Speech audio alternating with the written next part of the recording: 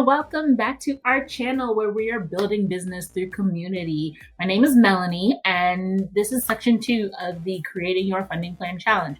If you haven't watched the couple of videos that we already have out to get your feet wet and figure out what's going on with this challenge, but basically we're trying to give you the gems you need to be able to get the funding you want to be able to move your business forward. So last section we talked about, do you actually need money? If you've already completed that section challenge, then you've already identified whether or not you need money and what you actually need it for.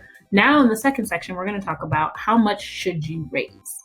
Now this is the $1 million question. And here you got to keep in mind a couple of things. First, it's unique for every business and it depends on the stage of growth for your business. So I can't necessarily tell you, hey, look, you need $100,000 because I don't know. But what I can do is help you figure out how to get to the magic number that works for your company. You want to make sure that you avoid over-promising and under-delivering. Investors really hate that. And then keep in mind that fundraising can be a full-time job. So part of all of this is understanding when you're going to start fundraising and when you're going to close it, and when you're going to say, okay, this is the money that we raised, and this is what we're going to have to make something shake with what we got. All right, so 3 things to consider when you're figuring out how much you need is, first, you want to set a goal or a milestone. What is that thing that you are actually going to center your fundraising efforts around? Once you figure that out, then you want to work backwards. So once you know what your end goal is, you want to work backwards. And then once you know the things that you need, you want to estimate costs for those. And so let's dive into what all of that actually looks like.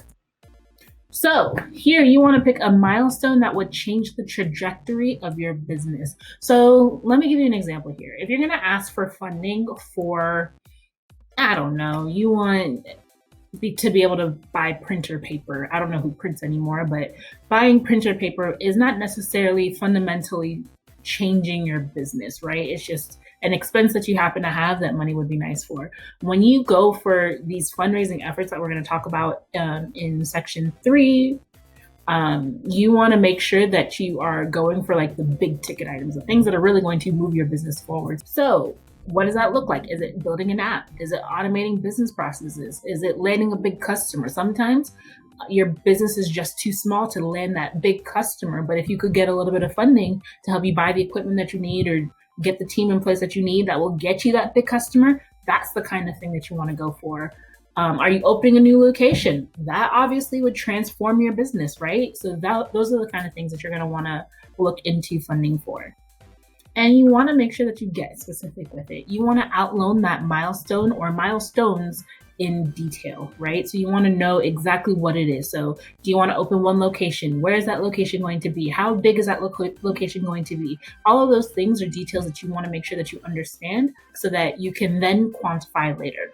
And then you also want to quantify the impact of the business. So if you open a new location, does that mean that you're going to get 500 new customers a day? Or is it going to be 5,000 new customers a day? How much in revenue per month do you think you're going to have that's new generated revenue from that site?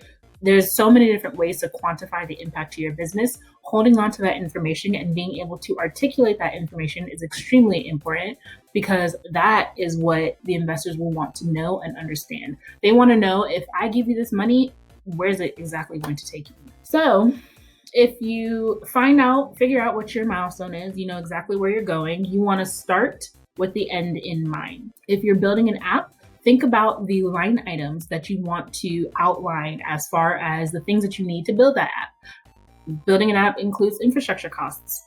AWS is not cheap. Firebase is not cheap. Do you need developers, or are you going to outsource to a dev shop? You might want to go and get a couple of quotes to figure out what that's going to look like. If you are automating, software licenses are not cheap. So all of those things, or if you're getting equipment that's going to help you automate, that's not cheap. New customers, I mentioned being able to land the new customer might mean that you might need inventory. So in order to get that inventory, there's things like labor costs and all of that kind of stuff that that is associated with inventory. And then last but not least, there's also, if equipment is what you need, labor costs, again, is something that you want to think of. Setup costs to be able to change in and change out certain tooling for your equipment. That's expensive. But those are all the things that once you have an idea of what your milestone is, you can then start working backwards to figure out what the various different line items or your various different sub needs are in order to bring that milestone to fruition. Now, estimating costs or calculating accurate numbers. Here, it's important that you focus on do not overinflate your numbers. Now, it's a tricky game because there are things that you know, so we call them known knowns. There's things that you know you don't know, so the known unknowns. And then there are the unknown unknowns, the things that just come out of left field that you cannot really plan for. Of course, you want to include a certain amount of buffer for the unknown unknowns, but don't forget, every dollar you raise comes at some sort of expense. Either you're giving up equity for it, either you're paying marketing costs or what have you. So it's not like you can say, oh, I'm just going to say $500,000 is my number. That $500 to $1,000 is actually costing you. So you want to be as accurate or as close to the numbers that you need as possible. So the end goal here, raise only what you need. Here you want to benchmark and research. So for if you say that you need a team or if you want to hire labor, do your Googling research. There are salaries that you can check and wages that you can see online. There's Glassdoor, there's LinkedIn. Make sure you check those websites to get an idea of what those salaries and wages will run you. Look up the equipment that you want, both in the new version and the used version, so get quotes on both ends, so you can have an idea of what the range is for the equipment that you want. And then get quotes, as I mentioned in the last slide, get quotes from dev shops. So if you know that you want an app, try and write it down in as much detail as the features and functionalities that you want that app to have, and then take it to a couple of dev shops, not just one, take it to a couple, because they will give you different quotes. Building an app from scratch can run you anywhere from $10,000 to $100,000. So you want to make sure that you have an understanding so that you are not you're not requesting less than what you actually need. Also, make sure you keep track of all of these numbers and the resources that you use to get those numbers someplace. Because when you get the money, we're speaking into existence, when you get the money later, you'll want to be able to come back and be able to use the things that you quoted.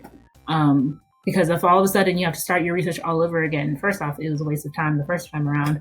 And then second off, you might be completely off on your numbers. And so you just want to make sure that you're tucking away all of these gems that you're finding through your research. And then here is all about, this is where the MBA B school kind of thinking comes in, but you want to have your best case and your worst case scenarios at hand. Because say that you give yourself a timeline, you say, okay, I'm going to spend the next 6 months trying to raise $50,000.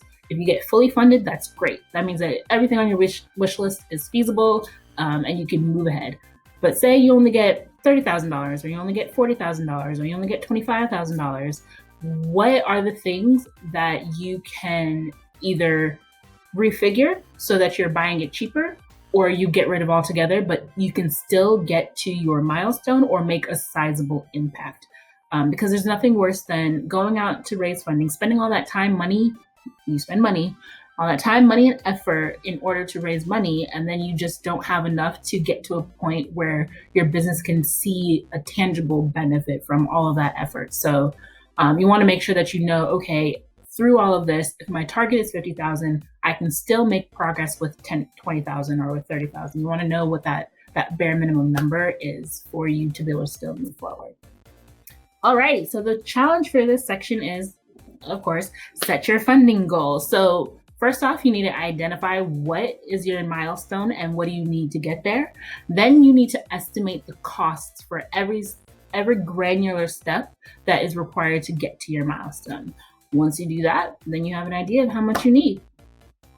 Keep in mind a couple of things. Investors, want to know, they want to make sure that they're getting the maximum bang for their buck. So if they're giving you $5,000, they want to feel like they gave you $50,000 with the output that you produce from that $5,000. You want to make sure that you have a clear plan on how the money will be used. There's nothing worse than getting this money and then all of a sudden it starts flying out of your hands and you're just like, wait, what happened? I just had $50,000 and all of a sudden it's gone. You want to make sure that you have a plan that you can start executing day one once the money starts trickling in. And then you want to factor in the costs associated with raising money.